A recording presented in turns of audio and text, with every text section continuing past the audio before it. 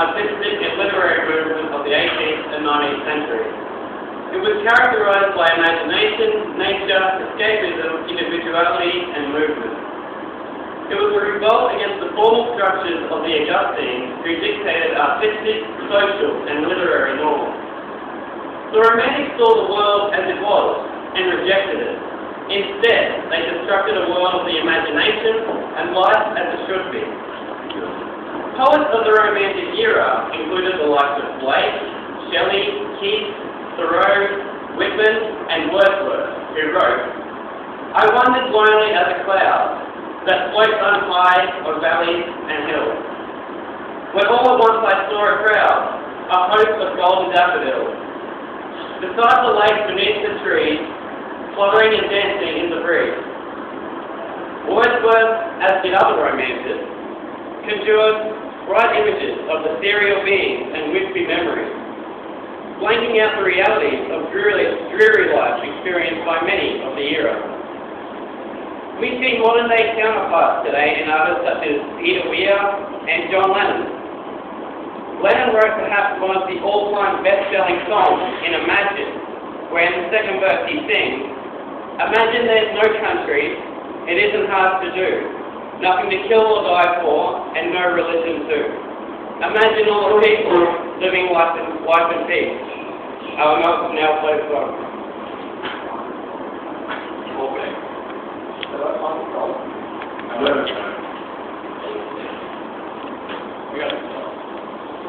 Oh, yep, thanks, Paul. Yeah, you can explain the name. There's a B instead of an A.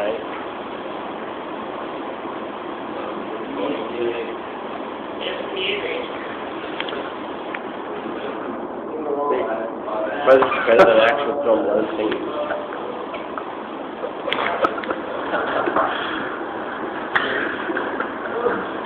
That was down against the right. Yeah. Try using the volume on the keyboard. Have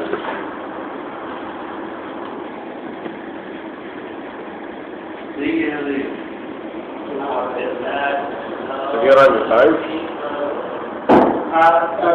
Don't fiddle around with any of those connections. We'll just probably push.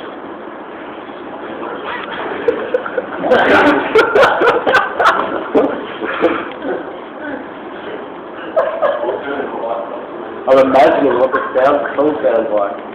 Okay, move on to the next slide. Oh, but I take it. I won't go to it. Alright, let's move on. But you can't get me on the phone.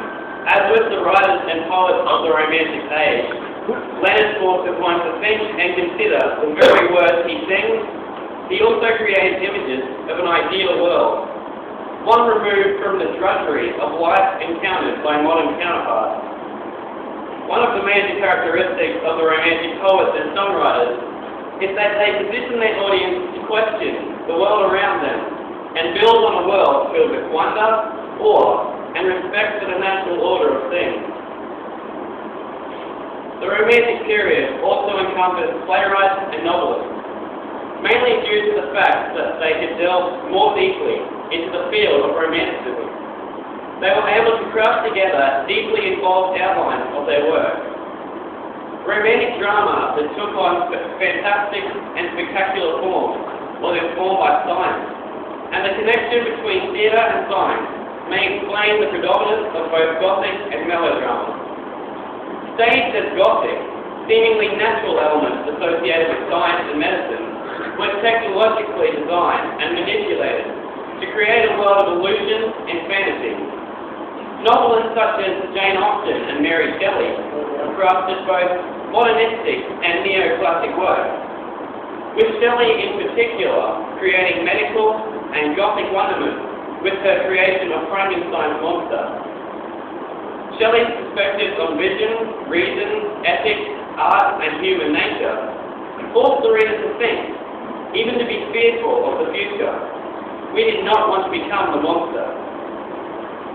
The despondency and oftentimes desperate characteristic of the Romantics, and displayed by Austen, Wordsworth, Blake, and Coleridge, always positions the audience to use their thinking matter to consider the ramifications of the discourse. Although the Romantic era was born through the broad vision of the artist, it did not always translate as soft and fluffy clouds, but more so as dark, threatening despair.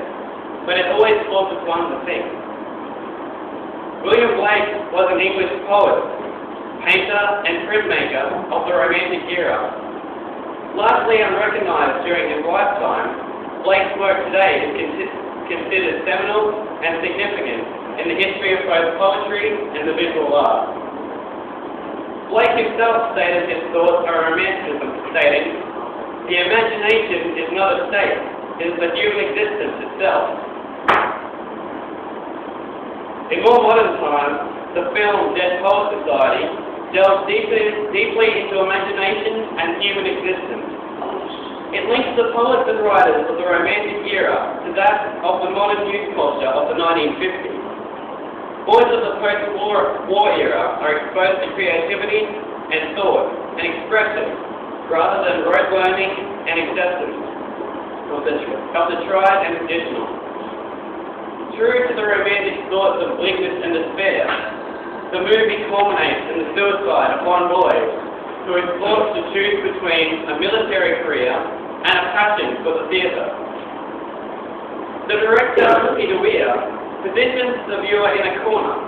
The viewer must side with the boys and their hero, their teacher. Indeed, the line Dead Poet Society is remembered for above all others is the wonderful Walt Whitman quote, "Captain, oh Captain, my Captain." These two words, immortalized through history, have been made relevant for an entire new generation through Weir's production. A cinematic masterpiece that shouts, "Romanticism is alive and well, and one suffers for it." Romanticism has evolved from fields of daffodils to teenage suicide. But the tie that binds all forms of romantic work remains the same, regardless of the era. One must think, one must consider, one must justify rational thought in order to survive. For romanticism is not for romantics, it is for survival. Yeah.